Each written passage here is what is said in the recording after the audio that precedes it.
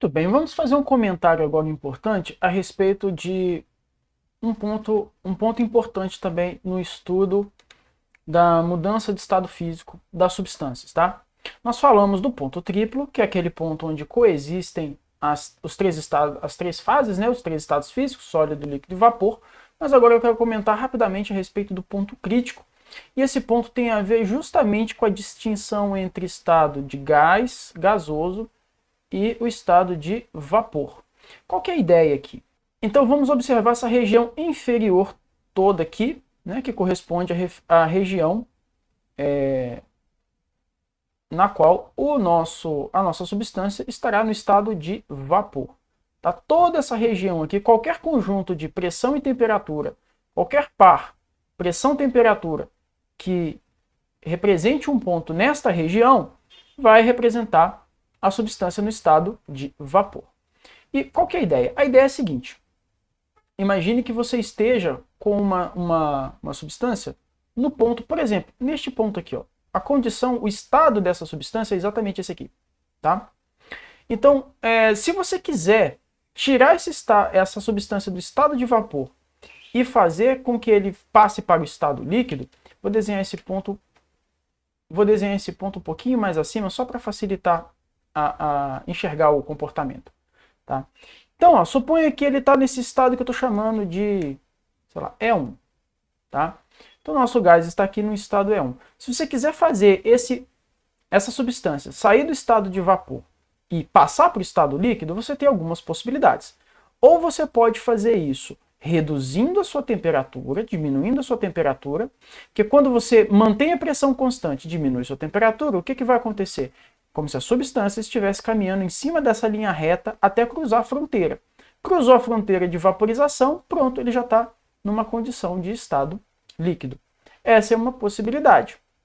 Mas qual que é a outra possibilidade? A outra possibilidade é você manter a temperatura igual e aumentar a pressão sobre ele. E aí você vai pegar o estado de vapor e vai fazer com que ele cruze a fronteira também, chegando novamente no estado líquido. Tá certo? Então, observa que para você tirar uma substância do estado de vapor e passar para o estado líquido, você pode fazer isso diminuindo a temperatura dele, que é o mais intuitivo, mas você pode manter a temperatura constante e fazer com que ele cruze essa fronteira aqui. Tá? Agora imagine que você tem uma substância que está numa condição, não é igual a essa E1, mas ela esteja numa condição mais limítrofe aqui, ó. Ela esteja mais para frente aqui, tá? Você pode fazer com que ela volte do estado de vapor para o estado líquido, reduzindo sua temperatura? Pode, fazendo isso aqui. Perfeito. Você pode conseguir fazer com que ela passe do estado de vapor para o estado líquido, aumentando sobre ela a pressão? Consegue. Mas observa que o esforço aqui vai ser maior. Por quê? Porque olha nessa região onde que está o limite dos dois e olha nessa região onde que está a fronteira entre as duas substâncias. Tá certo? Então observa que à medida que você vai caminhando para uma temperatura mais alta e para uma pressão mais elevada, essa fronteira vai elevando, vai aumentando. O que que isso quer dizer? O que que isso vai implicar lá no fim das contas? No fim das contas, isso quer dizer que vai chegar um determinado estado, que é representado por este ponto aqui, por essa extremidade aqui, ó, que eu estou colorindo de vermelho, que é justamente a extremidade da curva de vaporização. A partir dessa região, a partir desse ponto aqui, mesmo que você tente mexer na temperatura ou na pressão, a substância não mais vai retornar para o estado anterior, para o estado líquido. Tá? Então, de maneira simplificada e de maneira mais direta, o que é que eu quero dizer aqui? Quero dizer aqui o seguinte: toda substância, você vai mexendo com um par temperatura e pressão e vai conseguindo fazer ela mudar seu estado físico. Então, por exemplo, você tem uma substância que está no estado de vapor e você quer fazer ela retornar para o estado líquido, você pode brincar com a temperatura e com a pressão. O que você pode fazer? Você pode diminuir a temperatura, você pode aumentar a pressão sobre ela, tá certo? Esses dois caminhos vão te levar do estado de vapor para o estado líquido. Só que isso não acontece indefinidamente. Toda substância tem um limite. ter um valor específico, uma condição específica de pressão e temperatura, que a partir daquele limite você pode aumentar a pressão sobre ele o quanto você quiser, que ele não mais vai retornar, tá certo? Então, este ponto, a partir do qual não é possível você trazer a substância para o estado líquido, a gente chama isso de ponto crítico, tá certo? Então, enquanto a substância está abaixo do seu ponto crítico, a gente diz que ela está no estado de vapor. Uma vez que a substância está além do seu ponto crítico, a gente já diz que ela está no estado gasoso, tá certo? Então, reforçando, o que você vai anotar aí no seu material a respeito de ponto crítico? Então, coloca aí, ponto crítico, a condição de pressão e temperatura específico de cada substância, a partir da qual essa substância não mais retorna para o estado líquido quando tem sua pressão elevada, certo? A partir do ponto crítico, a substância é considerada estar no estado gasoso. Abaixo do ponto crítico, a substância é considerada estar no estado de vapor. Essa é a diferença essencial, tá certo? Então, além do ponto crítico, estado gasoso. Antes do ponto crítico, estado de vapor, certo? Essa que é a ideia. Muito bem, vamos comentar rapidamente então aqui sobre o diagrama de fases da água. Por que isso aqui merece destaque? Porque, por incrível que pareça, a água, que é uma substância extremamente importante para nós e não à toa, ela é a nossa referência, é a referência científica para vários comportamentos, ela tem um comportamento que é muito diferente da grande maioria das substâncias, tá certo?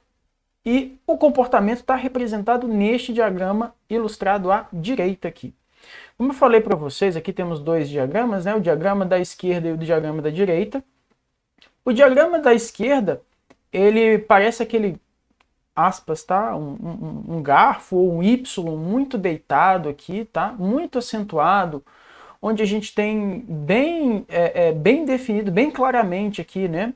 A nossa curva de sublimação, a gente tem depois a nossa curva de fusão, delimitado entre os pontos T e o ponto 1, e a nossa curva de vaporização aqui entre o ponto T e o ponto 2, tá certo?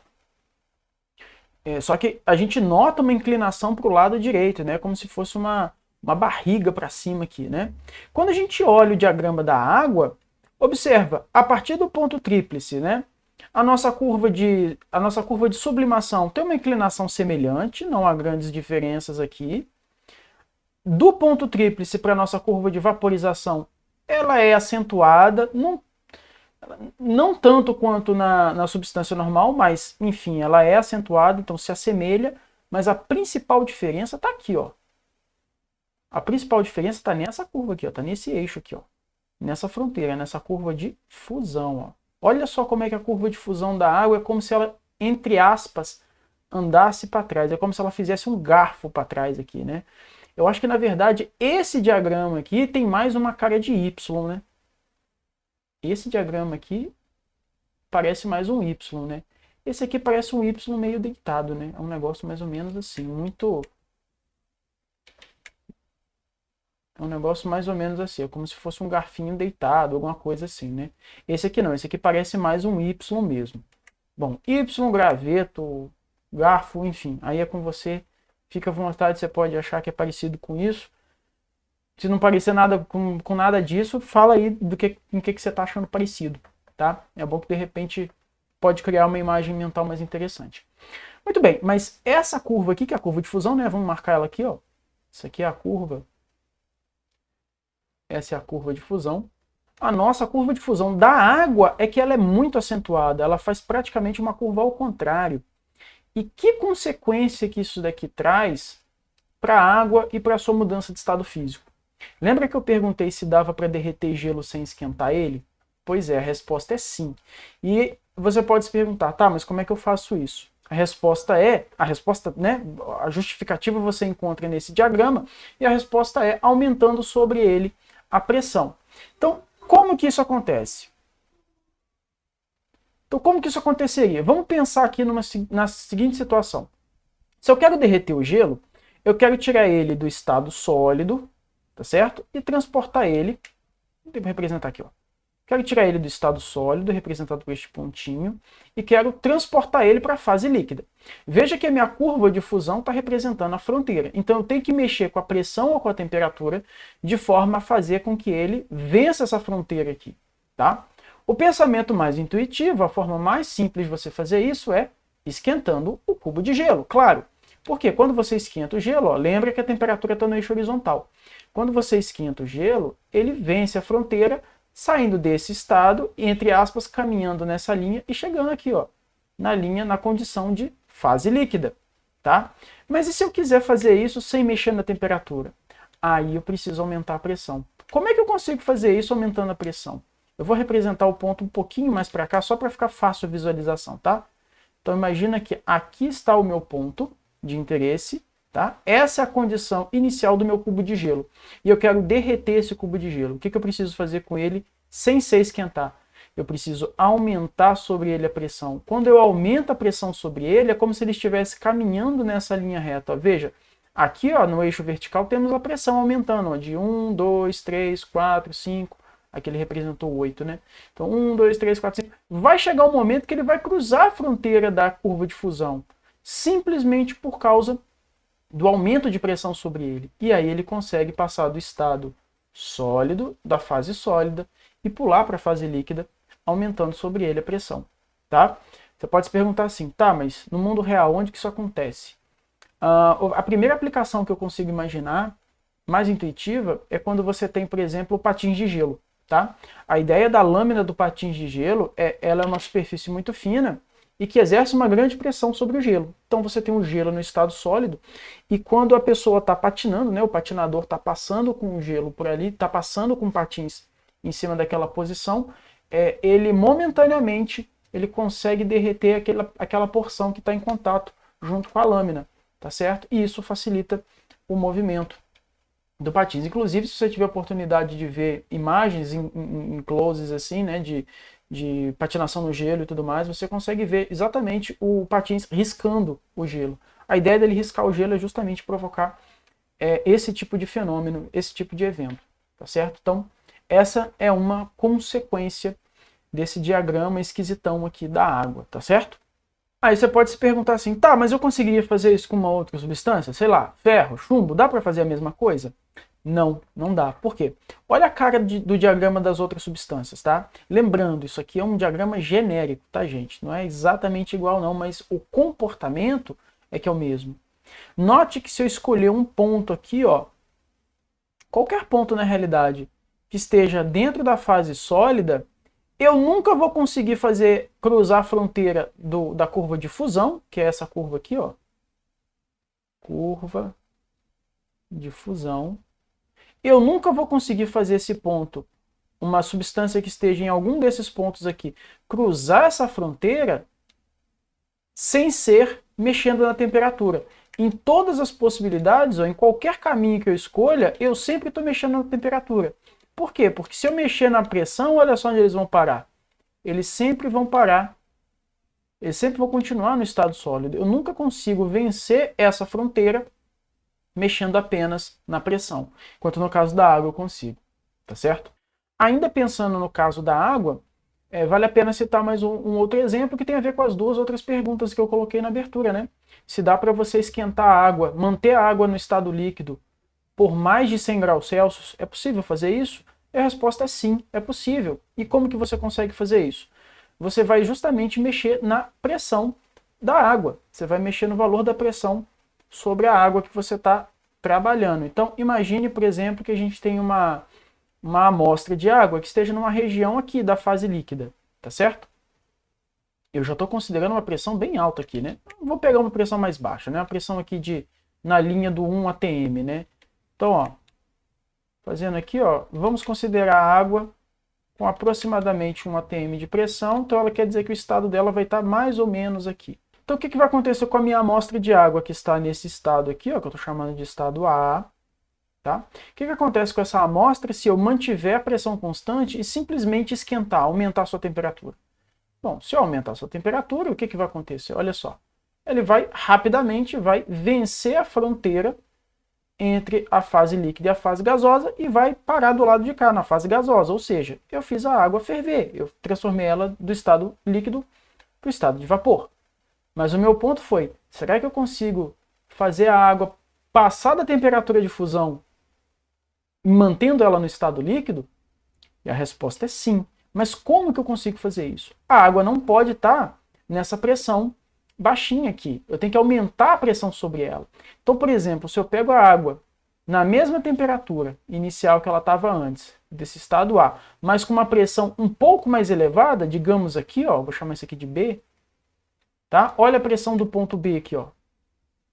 Olha a pressão correspondente do ponto B. É uma pressão bem mais alta do que a pressão correspondente ao ponto A. O ponto A está aqui, o ponto B está aqui. É quase 8 atm na escala desse gráfico aqui. Tá, e daí? E daí que, olha só, se eu aumentei a pressão sobre a água, olha só, eu posso aumentar a temperatura. Se você perceber, ó, daqui para cá, eu andei a mesma quantidade em termos de temperatura que eu andei aqui embaixo. Só que eu ainda não achei a fronteira do estado líquido para o estado de vapor. Ou seja, eu estou caminhando aqui, eu estou aumentando a minha temperatura, eu estou aumentando o valor da minha temperatura e até agora eu estou ainda dentro da fase líquida. Só depois de aumentar muito essa temperatura é que eu cruzo a fronteira entre a fase líquida e a fase gasosa. Resumo dessa história, né? Conclusão disso. É possível, novamente, né? É possível, então, fazer com que a água passe do seu ponto de ebulição e permaneça no estado líquido? Sim, é possível. Como que eu consigo fazer isso? Aumentando muito a pressão sobre a água. Ah, tá, no mundo real dá para fazer isso? Dá, fácil. Tem um negócio que provavelmente você tem na sua casa que se chama panela de pressão. Qual que é a lógica da panela de pressão? Você coloca a água ali dentro, você tampa, tá certo? Ela se chama pressão justamente porque a pressão ali dentro fica muito maior do que a pressão fora da panela. E o que você consegue? Justamente este efeito que a gente está comentando aqui. Exatamente esse efeito. Você aumenta a pressão ali dentro e à medida que você vai esquentando, a água consegue passar dos 100 graus Celsius. Então você consegue atingir ali temperaturas superiores a 100 graus Celsius. Sei lá, 105, 110, 115 graus Celsius. Tá? A água permanece no estado líquido. E isso facilita, isso torna o cozimento dos alimentos muito mais rápido. Então, se você já tentou fazer feijão sem ter uma panela de pressão e depois de ter uma panela de pressão, você sabe muito bem a diferença do tempo que gasta para poder fazer isso. Com a panela de pressão, rapidamente você consegue. Sem panela de pressão, é bem complicado, tá? A lógica é essa. E a última pergunta que eu fiz lá na abertura, né, respondendo aqui, fazendo mais um comentário, era sobre se dava para fazer o contrário. Será que dá para fazer a água ferver a uma temperatura mais baixa? Sim, dá para fazer a água ferver abaixo dos 100 graus Celsius. E qual que é a lógica? É a lógica inversa da panela de pressão. Ao invés de eu aumentar a pressão sobre a água, eu diminuo a pressão sobre a água. Olha aqui no diagrama o que vai acontecer. Se eu tiver com a água no meu estado A, né, nesse ponto A que está aqui, se eu tiver a partir desse estado A, eu tiver uma amostra de água a uma pressão mais baixa do que ela está aqui, ó, olha só, vamos supor que ela esteja nessa região aqui, ó, um pouquinho mais abaixo. Nota que para cruzar a fronteira aqui do estado sólido para o estado líquido, a temperatura que ele vai cruzar a fronteira é uma temperatura muito inferior. Essa aqui seria a temperatura normal, digamos 100 graus Celsius. Veja que essa aqui é a temperatura mais baixa que ele vai cruzar a fronteira. Em comparação com o caso da panela de pressão, né? Olha lá a temperatura que ele conseguiria. Olha lá a temperatura que ele seria capaz de mudar do estado líquido para o estado gasoso. Um valor muito superior aos 100 graus Celsius. Muito bem, meu caro estudante, você que acompanhou até aqui, você que chegou até esse momento, então encerramos por aqui, mas eu gostaria que você fizesse uma anotação aí no seu material, no seu caderno, ou mesmo aqui conosco. Escreva com suas palavras um conceito, uma ideia, um exemplo, aquele que foi mais significativo para você dessa aula de hoje.